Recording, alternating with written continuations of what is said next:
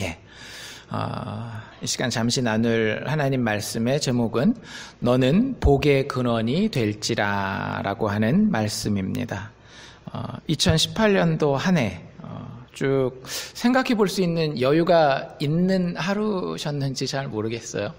일하고 오시고 뭐 또 여러 가지 바쁘시고 하면 뭐 내일 하루 잠깐 쉬신다 그러시고 또 그 다음 날은 또 일 가야 되고 하면은 아이들도 이제 방학 끝나고 개학하고 금방 학교 가고 하면 어떻게 보면 도시에서의 삶이 1년 이렇게 끝난다 그래도 제가 보니까 작년에 2017년도 12월 31일 그 타임스퀘어인가요?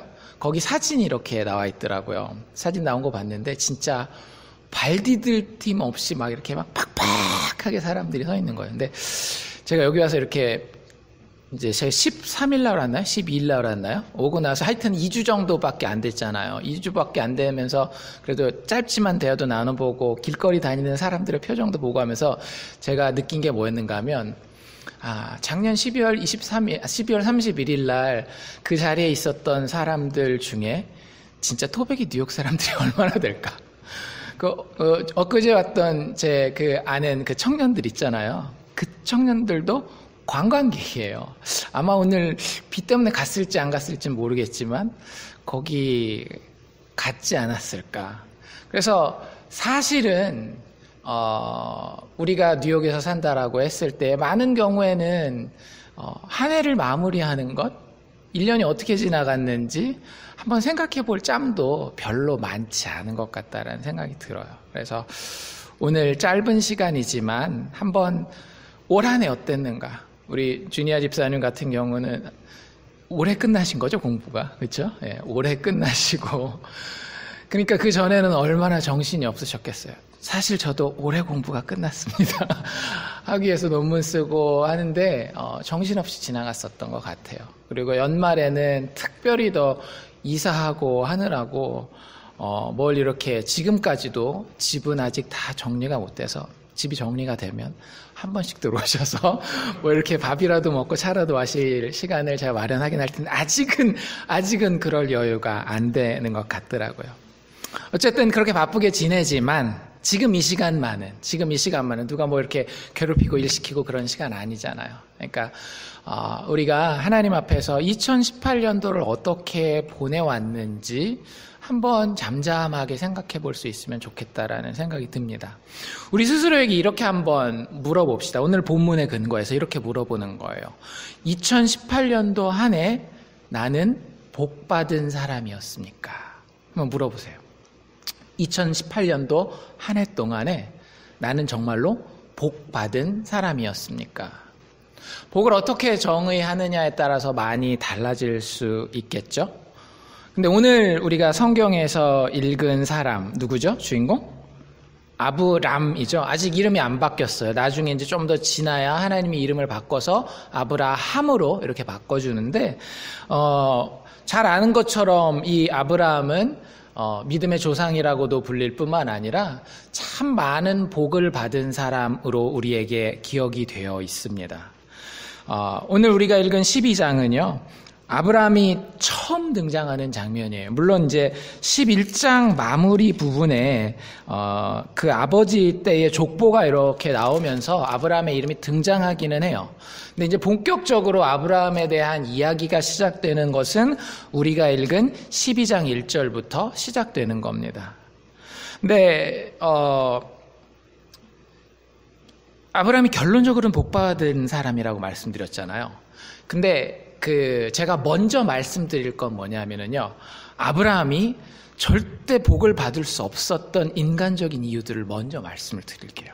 아브라함이 복의 근원이 돼요. 너는 복의 근원이 될 것이다. 오늘 2절 말씀에 보면 그렇게 말씀하셨잖아요. 너는 복의 근원이 될지라. 이게 하나님이 아브라함을 부르실 때 아브라함에게 주신 약속이거든요. 근데 그 약속을 받는 아브라함이 어떤 사람이었는가 하면 절대 복의 근원이 될 수 없는 모든 이유를 다 가지고 있었던 사람이에요. 몇 가지 중에 우리가 쉽게 알 수 있는 것들만 살펴보면은요.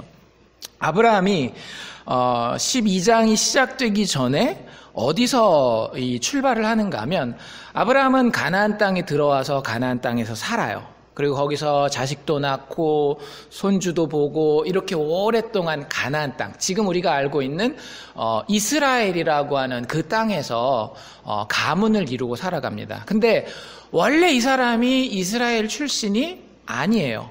고향이 혹시 어딘지 아세요? 플러싱 뉴욕? 그건 아니시겠죠. 수염도 이렇게 막 더부룩하게 나고.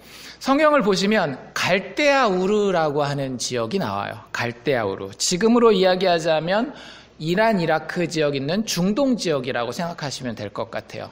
그러니까 중동 지역에 티그리스 유프라테스 강이 흐르는 그 지역에서 아버지와 함께 자기 고향을 떠납니다. 그 동네에서 아브라함의 아버지가 데라거든요. 데라의 직업이 뭐였는지 혹시 아세요? 데라의 직업? 아브라함의 아버지의 이름이 데라거든요. 근데 데라가 직업을 가지고 있었는데 굉장히 독특한 직업을 가지고 있었어요. 어떤 직업을 가지고 있었는가 하면 우상을 만들어서 파는 직업을 가지고 있었습니다. 그러니까 우리는 아브라함 하면 아브라함도 위대한 사람이고 그러면 아브라함의 가문도 참 위대하고 그러지 않았을까라고 생각하는데 우리 식으로 얘기를 하면은요, 아브라함은 믿음의 일대예요. 일대. 보면 우리는 벌써 5대조째 이렇게 믿어옵니다. 이런 분들은 보면은 참 그 가정이 예배도 드리고 가정 예배도 드리고 서로 이렇게 믿음으로 돈독하고 그런 집안도 있지만 나 때에 처음 믿는 그런 집안도 있잖아요. 그러니까 아브라함이 꼭 그런 집안이었던 거예요.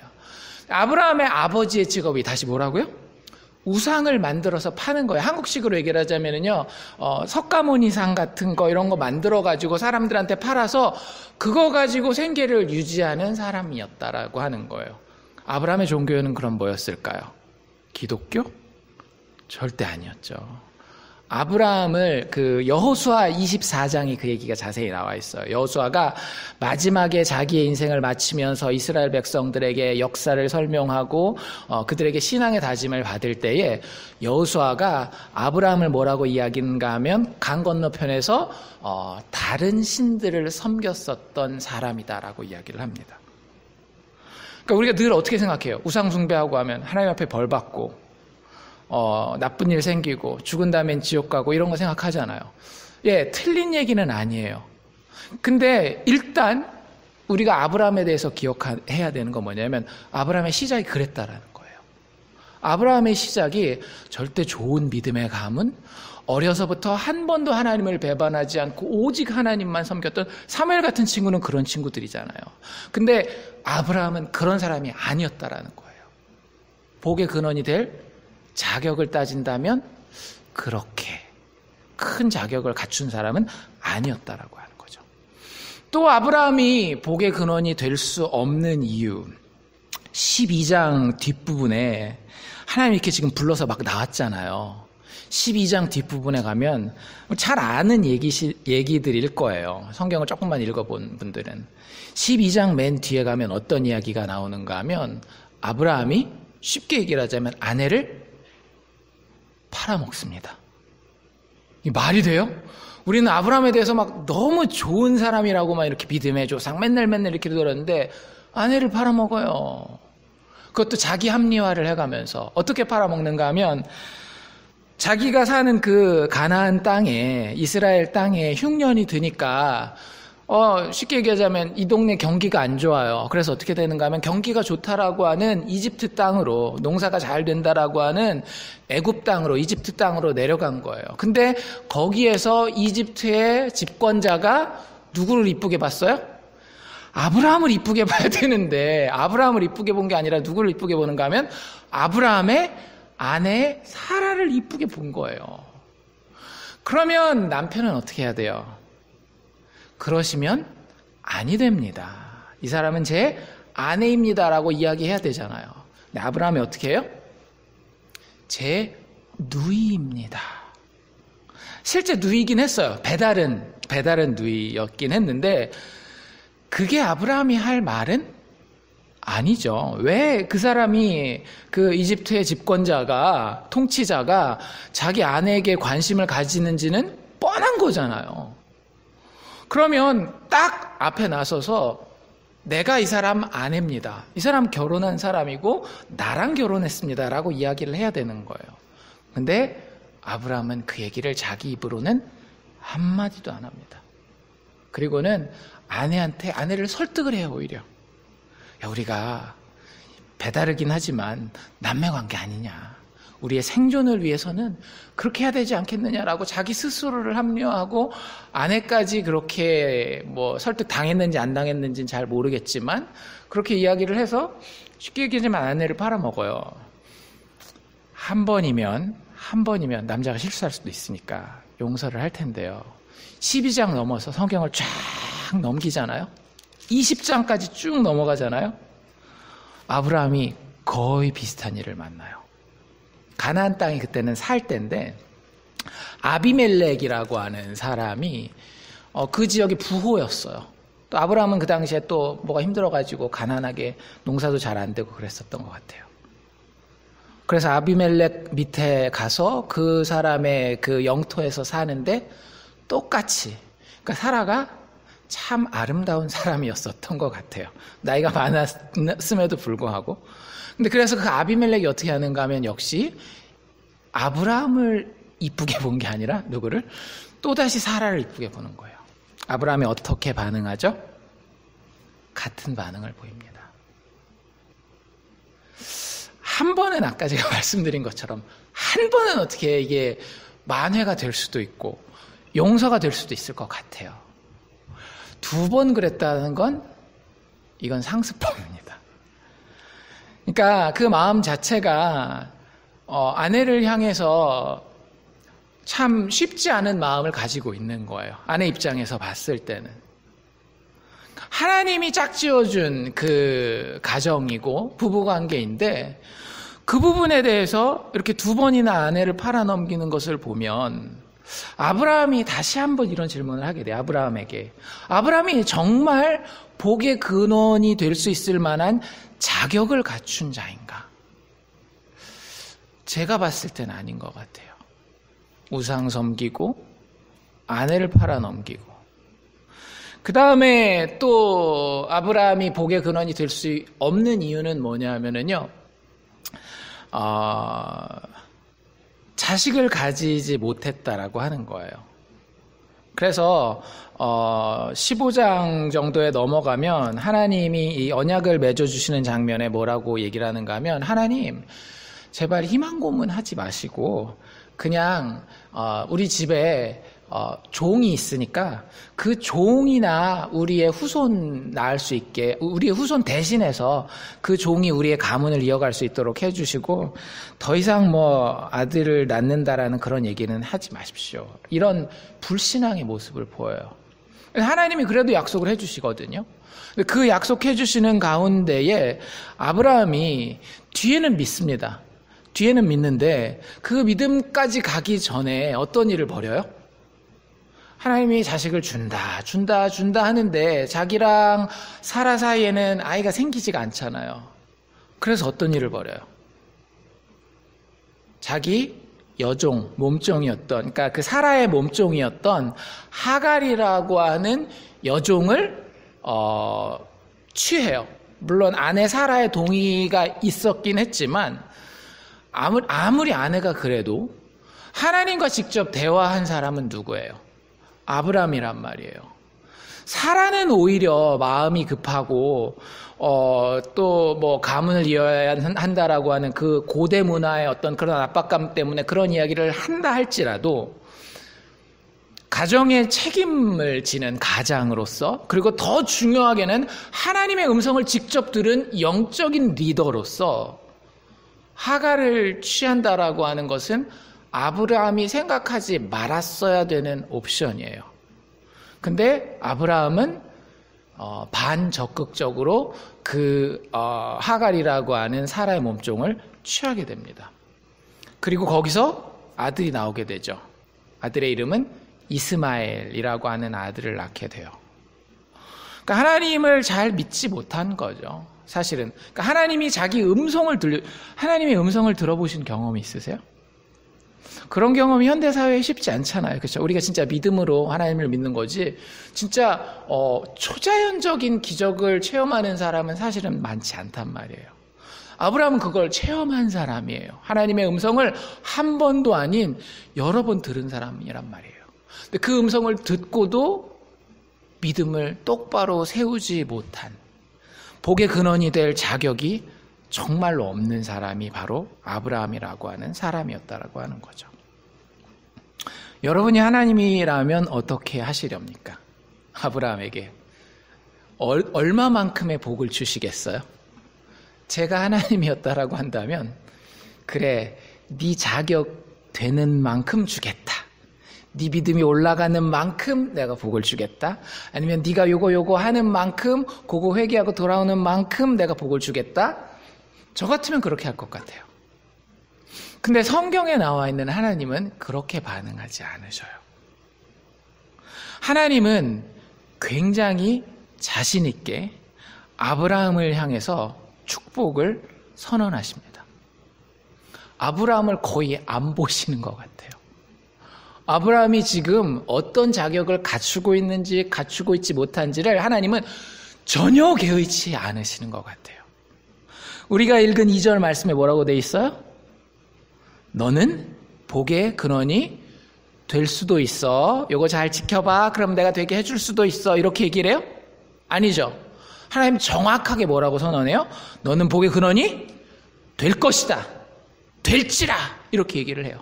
3절에도 보면 뭐라고 돼 있는가 하면 내가 너를 축복하는 자를 축복하고 저주하는 자를 저주한다라고 이야기하면서도 땅의 모든 족속이 너를 인하여 복을 얻을 것이다.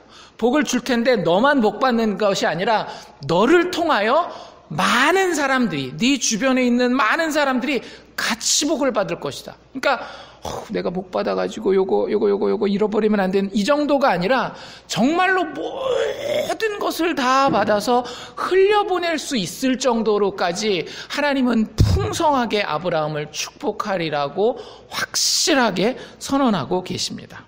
뒤에도 쭉 넘어가면은요, 13장에 보면 이런 얘기도 나와 있어요. 너는 눈을 들어서 너 있는 곳에서 동, 서, 남, 북을 다 쳐다보라. 그리고 너에게 보이는 땅, 내가 너와 너의 자손에게 영원히 줄 것이다. 이렇게 이야기를 하고 있습니다. 그러니까 이게 쉬운 게 아니죠. 사람이 그렇게 이야기할 수 없잖아요. 사람이 동서남북 보는 중에 그 중에 어떤 것을 내가 당신에게 주겠습니다 라고 이야기하는 게 쉽지 않은데, 하나님은 네가 동쪽으로 가려면 가, 서쪽으로 가려면 서쪽으로 가, 남쪽으로 가려면 남쪽으로 가, 북쪽으로 가려면 북쪽으로 가. 내가 그것에 상관없이 너를 축복할 수 있어. 네가 어디 가든지 거기에서 그 땅을 너에게 축복으로 허락해 줄 거야 라고 이야기를 하는 거예요. 또 뒤에 보면 15장에는 이런 이야기가 나와 있습니다. 하늘을 우러러서 뭇 별을 셀 수 있나 살펴보라. 오늘 같은 밤에는 별이 안 보이겠죠. 그런데 알칸사는 하늘이 맑아서요, 비만 안 오면 그래도 꽤 많은 별을 볼 수 있어요. 세다 보면 다 세기 힘든 경우들이 많습니다. 근데 옛날에는 오죽이나 더 쉽게 셀 수 있었겠어요. 근데 세기 힘든 그 많은 별들을 아브라함에게 보여주면서 하나님이 너의 자손이 이와 같을 것이다. 하늘의 별만큼 많을 것이다 라고, 아들 한 명 없는 15장이 딱 거기거든요. 아브라함이 자식 없다고 불평하는 그 장면이에요. 그 장면에서 그래, 너는 어떻게 생각할지, 너는 네 상황을 지금 어떻게 바라보는지 모르겠지만 나는 자신 있어. 별 네가 셀 수 있으면 세봐봐. 못 세지. 근데 그 못 세는 만큼 많은 자손을 내가 너에게 허락해 줄 거야 라고 이야기를 하고 있어요. 17장에도 내가 너를 심히 번성케 하리니 나라들이 너에게서 쫓아 일어나며 많은 왕들이 너에게서 쫓아나리라 라고 하나님이 이야기를 합니다. 그리고 실질적으로 아브라함을 통해서 이스라엘의 모든 왕들이 나오잖아요. 그러니까 어떻게 보면 젊은 친구들이 그런 말 하죠. 근자감? 근자감이 뭔지 아세요? 근거 없는 자신감. 우리 하나님이 근자감이 있으세요. 근데 이게 좀 다르죠. 어떤 근자감이에요? 근거 있는 자신감이에요. 우리는 많은 경우에 상황이 허락하지 않고 또 나 스스로의 자격이 되어 보이지 않을 때에 자신감을 잃어버립니다. 심지어는 하나님이 나를 축복하실까에 대한 자신감도 잃어버려요. 근데 하나님은 절대 그렇지 않으시다라고 하는 거예요. 하나님은 하나님이 택한 자를 향해서 분명한 자신감을 가지고 계셔요. 내가 너를 복의 근원이 되게 할지라. 너는 반드시 복의 근원이 될 것이다 라고 이야기를 합니다. 왜 그럴까요? 여러분들, 우리의 복은요, 예수 믿는 사람의 복은 우리에게 달려있지 않기 때문에 그럽니다. 한번 성경 한두 장만 넘기시면은요, 15장으로 넘어가 보시면 좋을 것 같아요. 15장 1절이 하나님이 아브라함에게 아브라함의 복이 얼마나 확고한 복인지를 선언하시는 그런 장면이거든요. 15장 1절 같이 한번 읽어볼까요? 시작. 이후에 여호와의 말씀이 이상 중에 아브라함에게 임하여 가라사대 아브라함아 두려워 말라. 나는 너의 방패요 너의 지극히 큰 상급이니라. 아멘. 지금 이게 어떤 장면인가 하면은요, 창세기 14장에 아브라함이 전쟁을 해요. 아브라함이 전쟁했었던 거 혹시 아세요? 조카 롯이 있었잖아요. 조카 롯이 소돔과 고모라 지역에 살다가 거기 전쟁이 나서 포로로 다 잡혀갑니다. 아브라함이 자기가 키우고 있던 군사들을 데리고 그 조카 롯을 구해와요. 굉장히 멋있는 일이죠. 근데 그건 우리 생각이에요. 고대 사회에는 경찰력이라고 하는 게 존재하지 않습니다. 그리고 한 번 원수를 맺으면 심각한 거예요. 로미오와 줄리엣을 보시면 아시잖아요. 가문과 가문이 원수가 되면은요, 그 부족과 부족이 원수가 되면은요, 이거는 어느 한쪽이 다 사라질 때까지는 계속해서 그 적대 관계가 이어지는 겁니다. 조카 롯을 구해오긴 했지만요, 아브라함은 이제 적을 만든 거예요. 그 전까지는 전쟁을 안 했기 때문에 여기가 자기 고향 땅도 아니잖아요. 이제 척박한 이 가나안 땅에 와가지고 자리 잡고 살다가 조용히 진짜 다른 사람들 안 건드리고 그냥 내 것만 잘 챙겨서 평안하게 가려고 했는데 어쩔 수 없이 이게 끼어든 거예요. 조카 문제 때문에.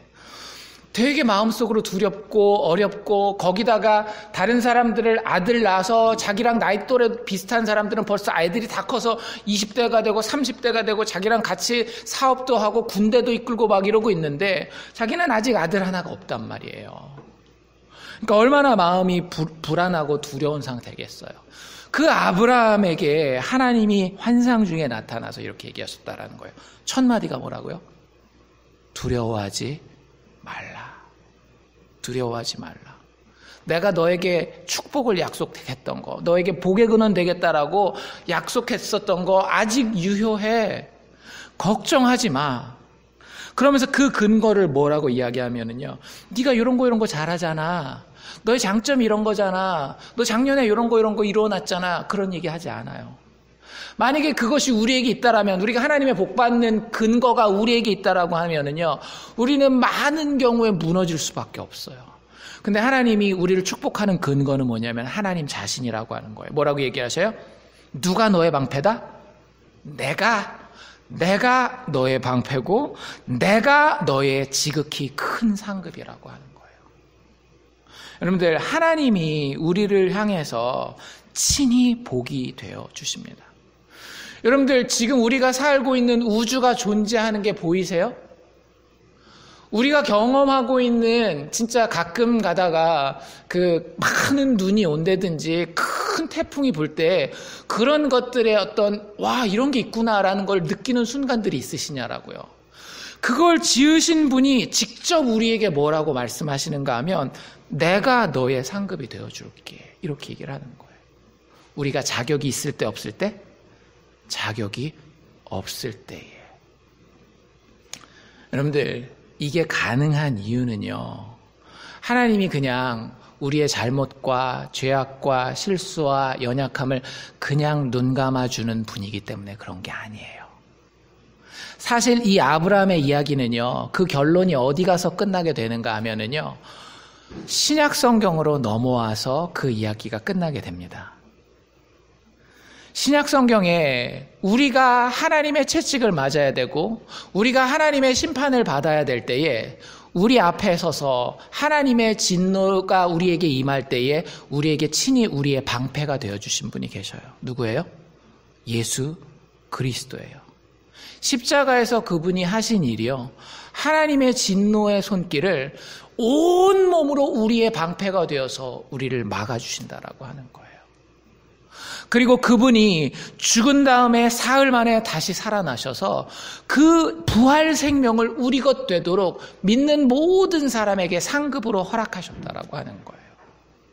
그 예수 그리스도의 죽음과 부활이 있기 때문에 아브라함의 약속이 아브라함과 똑같은 믿음을 가진 부자격자들에게도 자신들의 것이 된다라고 하는 겁니다.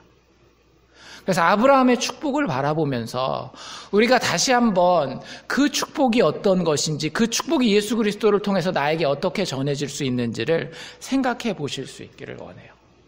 많은 교회 다니는 사람들은요, 여전히 하나님의 축복이, 하나님의 복 내려주심이 여전히 나의 순종과 나의 자격에 달려있다라고 생각합니다. 근데 여러분들, 패러다임을 바꾸셔야 돼요. 순서가 바뀌는 겁니다. 하나님이 먼저 나를 선택하시고 하나님이 먼저 나를 위해서 십자가에서 죽어주셔요. 그러면 내가 그 사랑이 너무 좋고 아름다워서 그 다음에 순종하는 거예요. 여러분들, 그 사람은 이미 복받은 자입니다. 세상의 어떤 다른 것들도 그 사람을 넘어뜨릴 수는 없어요. 제가 1년 동안 2019년 동안 여러분들과 누가복음을 통해서 계속 깨닫기 원하는 것도 그것 한 가지예요. 내가 아닌 그리스도께서 이루어 놓으시는 것이 나의 의가 된다라고 하는 것.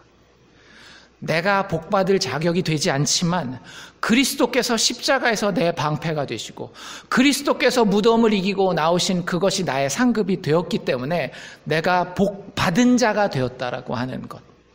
그것을 믿는 믿음을 향해 나아가는 것이 제가 여러분들과 나눌 모든 말씀의 방향성이 될 겁니다. 그래서 이 저녁 2019년이 되었습니다. 시간이 그렇게 됐어요 벌써.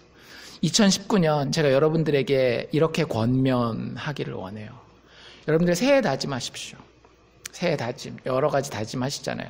근데 1순위에다가 이 다짐을 놓으시면 좋을 것 같아요. 2019년 한 해에는 하나님이 예수 안에서 나를 복의 근원으로 삼으시도록 허락하리라. 내 노력 가지고 주님 됐어요. 주님 내 눈에 안 보이니까 주님 좀 계시고 내가 노력해서 복 받는지 안 복 받는지 해보겠습니다. 이런 거 다 내려놓고요.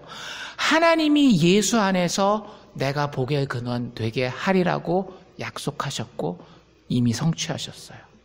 그러니 그 복의 근원 삼으시겠다라고 하는 그 약속을 내 안에 이루어지도록 주님 내가 허락하겠습니다 라고 하는 그런 믿음의 다짐을 새해 벽두에 우리가 할 수 있기를 주의 이름으로 축원합니다.